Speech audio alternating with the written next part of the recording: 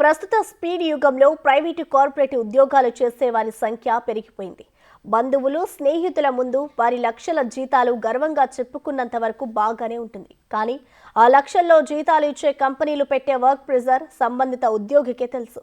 రోజువారీ కూలీ పనికి వెళ్లి సాయంత్రానికి సేద తీరే లేబర్కు ఉన్నంత మానసిక ఆరోగ్యం కూడా లక్షల జీతాలు సంపాదించే కార్పొరేట్ ఉద్యోగ యంత్రాలకు ఉండేదనేది కాదనలేని వాస్తవం.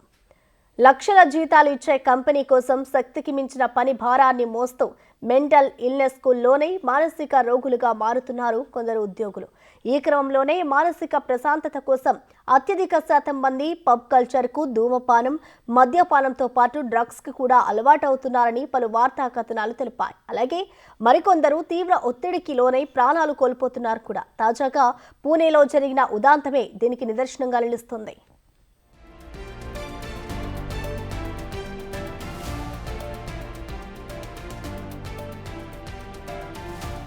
ఇటీవలే కేరళకు చెందిన అన్నా సెబాస్టియన్ పెరైల్ అనే 26 ఏళ్ల యువతి ఆఫీస్లో అధిక పనిభారం వల్ల ఒత్తిడితో మరణించిన ఘటన అందరినీ కలిచివేసింది. కూతురు మరణంతో ఆమె తల్లి అనితా అగస్టిన్ కంపెనీ పని సంస్కృతి, మానవీయ విలువలపై ఆగ్రహం వ్యక్తం చేశారు. ఉద్యోగులపై కంపెనీ అధిక పని భారాన్ని మోపడాన్ని ఖండిస్తూ యాజమాన్యానికి లేఖను రాశారు. పని భారాన్ని ప్రోత్సహించే కంపెనీ యాజమాన్యాలకు తన కూతురు మరణం మేలుకొలుపు కాల్గా కావాలని ఆకాంక్షించారు. ఇప్పటికైనా కంపెనీలో పనిచేసే ఉద్యోగులు వారి వారి బాగోగులకు ప్రాధాన్యత ఇవ్వడానికి అర్థవంతమైన చర్యలు తీసుకోవాలని వాపోయారు.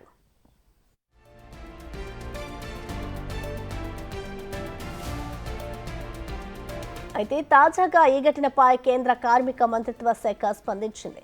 కంపెనీ పని కల్చర్ గురించి ఆ తల్లి చేసిన ఫిర్యాదును అధికారికంగా స్వీకరించింది.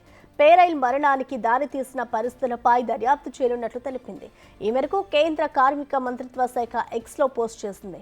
అన్నా సెబాస్టియన్ పెరైల్ విషాదకరమైన నష్టానికి తీవ్ర విచారం వ్యక్తం చేస్తున్నామని తెలిపింది. అధిక శ్రమ దోపిడీ ఆరోపణలపై సమగ్ర దర్యాప్తు జరుగుతోంది. న్యాయం జరిగేలా చూస్తామని తెలిపింది.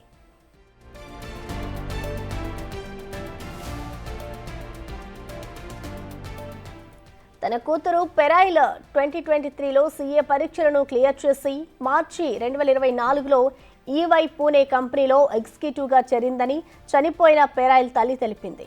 ఇదే తన మొదటి ఉద్యోగం కావడంతో ఆమె అంచనాలకు అనుగుణంగా చాలా కష్టపడి పనిచేయాలనుకునేదని, కానీ ఆ ప్రయత్నమే ఆమె శారీరక, మానసిక ఆరోగ్యంపై భారీ పడి చివరికి ఆమె మరణానికి దారితీస్తుందని తెలిపింది. పెరైల్ ఉద్యోగంలో చేరిన వెంటనే ఆందోళన, నిద్రలేమి, ఒత్తిడికి లోనవ్వడం మొదలైందని తెలిపింది. అయితే చేసే ఉద్యోగంలో పని భారాన్ని అధిగమించి విజయం సాధించాలనే తపనతో ఉండేదని తెలిపింది. కంపెనీలో మితిమీరిన పని భారం కారణంగా చాలా మంది ఉద్యోగులు రాజీనామా చేశారని, యాజమాన్యం గురించి అందరూ తమ అభిప్రాయాలను మార్చుకోమని పెరైల్ తల్లి అగస్టిన్ పేర్కొన్నారు.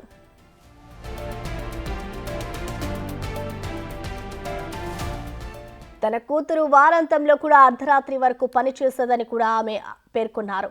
తాను చేయాల్సిన పని కంటే ఎక్కువ పని భారం తనపై వేసేవారని, అలాంటి పనులు చేయవద్దని తాను కూడా చాలాసార్లు చెప్పానని అన్నారు. కానీ కంపెనీ యంత్రాంగం ఆమె ఊపిరి పీల్చుకునే అవకాశం కూడా ఇవ్వకుండా వారాంతంలో కూడా అర్ధరాత్రి వరకు పనిచేసేలా చేసేవారని గుర్తు చేశారు. ఒక్కరోజు గడువుతో డెడ్ లైన్స్ ఇచ్చేవారని అన్నారు. దాంతో ఆమెపై ఒత్తిడి పెరిగి కొన్నిసార్లు ఆఫీస్ నుంచి వచ్చి అలానే బెడ్ పై పడుకునేదని తెలిపారు.